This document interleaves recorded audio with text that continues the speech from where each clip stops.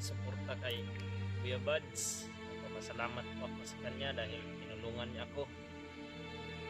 Lalo na kalaki ng kasalanan na nagawa sa kanya.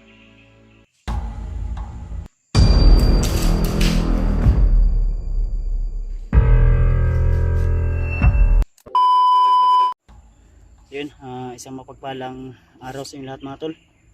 Welcome back ulit sa ating YouTube channel. Sa lahat ng mga sulit nating taga-subaybay, mga silent viewers, sulit Kuya Buds Adventure Fanatics. So, isang mapagpalang araw sa inyo lahat. So, patuloy pa rin po kami sa aming paglalakbay hanggang sa makita namin yung tamang daan para kami po ay makababa. At sa kasamang palad mga tol ay si Rimad at si Julio ay di na namin nakita ni Commander Reno.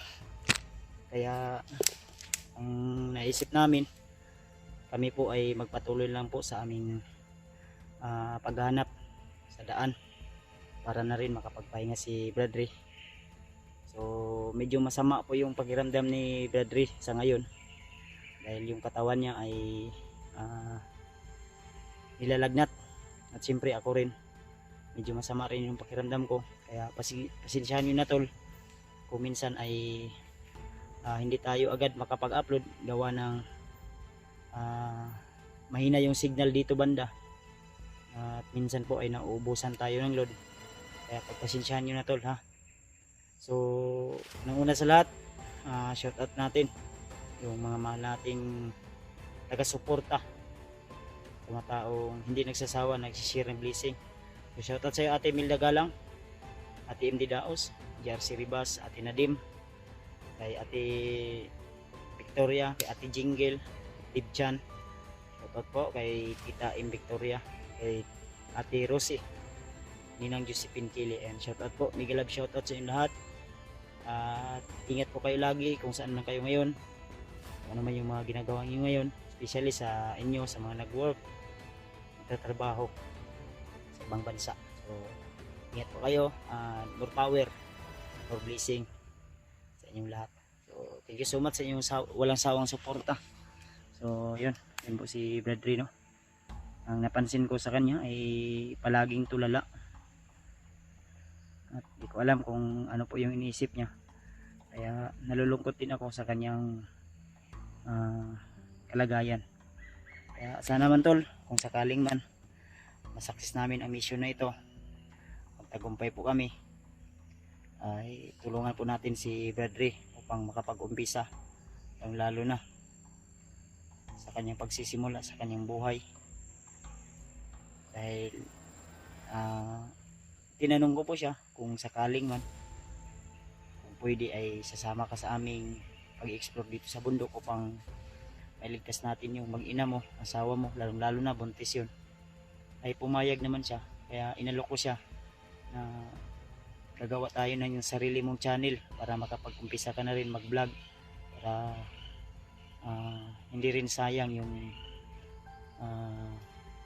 paghihirap mo kung sakaling malay natin soon ay magkakaroon din siya ng sarili niyang channel at income sa YouTube. Kaya suportahan natin tol, abangan natin yung video o channel ni Bradley kung sakaling man ma-success namin ang mission na ito. So sa ngayon, napakaraming problema, pagsubok ang dumaan sa atin, kaya patuloy pa rin po kami tol, at sana ay hindi tayo pababayaan ng Panginoon. Naway iligtas tayo lagi sa ating bawat lakad, sa ating bawat hakbang ay walang anumang pangyayari na hindi maganda. So ipag-pray nyo lang po kami tanan tol, lahat po kami, ipag-pray nyo po kami, yung mga hunter kasama natin na naipag-test ngayon, sana ay may isang pagkakataon na matulungan natin sila. So sa ngayon, pagod, walang maayos na tulog, walang maayos na kain, pero tuloy pa rin kami hanggang sa magtagumpay yung mission natin. Kaya samahan nyo kami tol, isama nyo kami lagi sa inyong panalangin, at kabayan tayo lagi ng Panginoon. Kaya ayan si Bradley. Brad, mag-hi ka nga Brad, ali Brad. Huwag kang ano dyan, huwag kang mag-isip ng masama dyan o ano pa yung mga iniisip mo. Dito ka. Ano, mag-hi ka. Lingkod. Upo ka. Yan, pasalamat ka sa lahat ng mga nag-pray sa'yo. Dahil sa ngayon ay medyo okay na talaga yung anong pakiramdam mo ngayon. Diba? Yung lagnat mo, meron pa ron pero konti na lang. Kaya na sa katawan. Ha? Kaya naman ang katawan. Kaya na. Salamat ka na lang sa mga taong patuloy na nagdadasal sa atin. Sa mga taong nakasuporta kay Kuya Buds, nagpapasalamat po ako sa kanya dahil tinulungan niya ako. Lalong-lalo na napakalaki ng kasalanan na nagawa sa kanya. Ngunit Huwag kang mahiya. Ito. Ato bang matanaw? ngunit tinulungan niya pa rin ako para wala yung pagiging bangis ko at yung pagiging hypnotize ko po sa kamay Magiging masama mo. Bagnot. Dad, bago tayo akyat soon, ano tayo? Dadaan tayo kay Lolo Ambo. Marami akong katanungan na gusto kong itanong kay Lolo Ambo. Gusto ko rin siyang makita, Brad, dahil gusto kong pasalamatan siya sa Mismo sa kanyang mismo sa harapan niya na ilang. gusto kong magpasalamat sa kanya ng limusan dahil pinamisyon niya ako sa inyo. Salamat Dahil niya tayo. pag hindi niya ako pinamisyon sa inyo, baka tuluyan ng masisira ang buhay ko, Brad. Pinod to mong giingon nga dati ka nga ginasugo ni Lolo Ambo. Ito imong giingon ba? Oo, Brad. Totoo 'yon. Kilala ko na siya noon. Dati ka nga ano niya. Alagad ka ni dati ni Lolo Ambo. Utusan ka niya dati. Ikaw ay isang assassin. Pinaginitan ako ni Commander Bagnot dahil na laman niya siguro na Matulong ka. Nasa panig ako ng kabutihan. Kaya ginawa niya akong isang commander. Hindi na ako nakauwi sa aking pamilya. At dito na ako namamalagi sa bundok. Hindi alam ng pamilya ko na isa na pala akong commander. Hindi alam ng pamilya mo na isa ka ng commander. Pero Kinuha. isang buwan umuwi ka ilang beses. Sa isang buwan, nakauwi ako 2 o isang beses lang. Depende sa ilang araw ibibigay ni Commander Bagnot sa akin. Kaya Brad, ito na lang Brad. Ito na lang tol, pag makauwi kami tol, dadaan kami kay Lolo Ambo. Kahit hindi man kami makabigay ng alay, kahit ano man yung madala namin, ang mahalaga ay magpapasalamat tayo kay Lolo Ambo tol sa kanyang kabutihan sa amin, sa aming misyon na lagi siya nakagabay po, no? So sa ngayon man ay hindi natin alam kung ano yung sitwasyon ni Rimart at kalagayan ni Julio. Kaya ipag-pray nyo po kami tol, ipag-pray nyo po ako, especially sa lahat ng mga hunter na nandito sa bundok ngayon, kung saan man sila na bundok nag-explore. Kaya ipag-pray nyo po kami tol. So gandaan tayo Brad. Ha? Gandaan tayo, Brad, para makalakas tayo dito sa bundok, Brad. Tara. Layo naman yun, no? Sabi na binatasa ini. Ulan init. Ay tiniis namin tol. Pagod uhaw. Tiniis namin.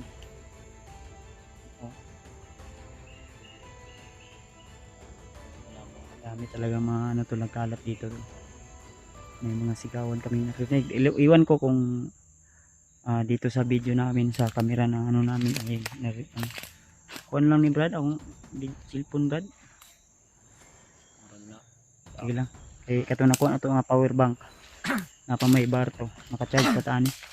Kuhan lang 30% na lang niyo akong cellphone. Sa bag yung power bank. Nadia. Pero maliit mo lang siguro karga nito dahil. Ay, 2 ka bar na tanaw na ko gina. Pero 30% na lang yung ano ko tol, yung cellphone ko ngayon. Dahil ginamit namin to kasi sa pag ilaw kagabi nung ano kami natutulog. Hindi pa rin kami kumpiyansa dito dahil kanina nga may nakita kaming mga bandido na marami dumaan. At mayroon na tayo nakita na iwan ko kung Brad, may tao sa unahan, Brad. Tao na, Brad. Ano bro? Pensa dito banda, parang dumaan na naman. Tara. Bro, hindi dahilan kaya hindi tayo daghanin sila, diba? Ilan pa kong pensa gini.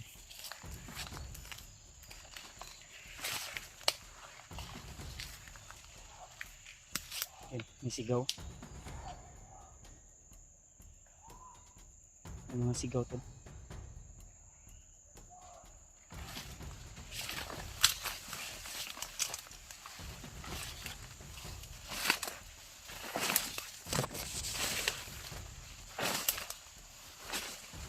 May pensa to daw. Huwag kang kupensa. Kasama agad na baril ako nga. Bit-bit pa rin. Kukuha tayo ngayon. Para may baril yung kanina doon survey. Ina natin.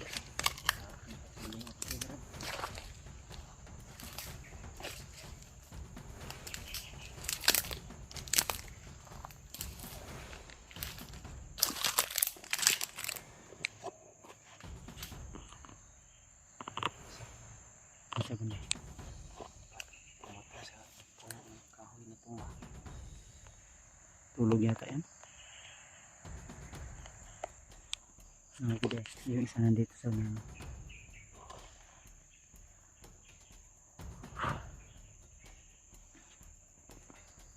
pagod yung katawan ko tol, pero laban tayo hanggang sa huli ng hininga. Hindi tayong paapi dahil kung magpapaapi tayo lalo tayong aapi. Maganda yung baril na kuha natin yan.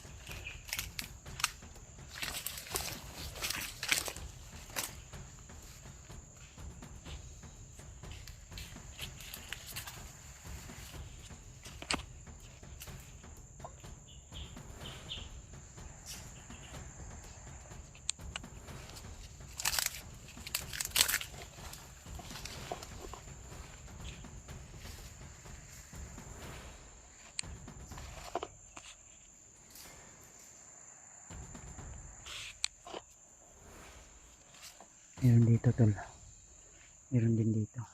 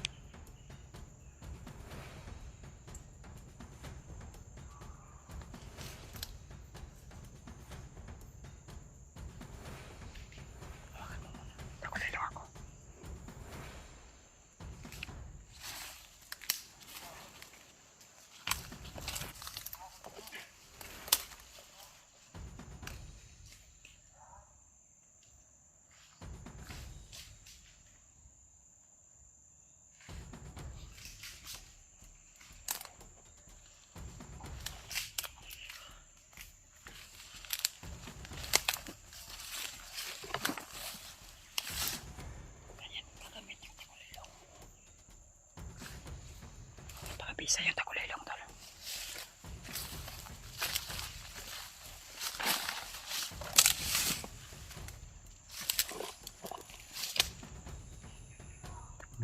May mga boses.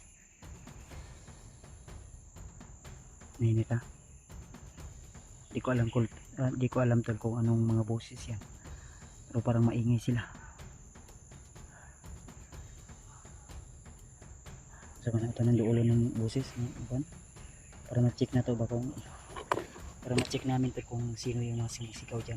Baka sila Raymart o si Julio yung ibihag na yan. Parang bihag eh. May sinasaktan sila tol. Kaya titingnan natin. Tara. Grabe yung sigaw. Para humingi ng tulong. Tara. Hindi ka.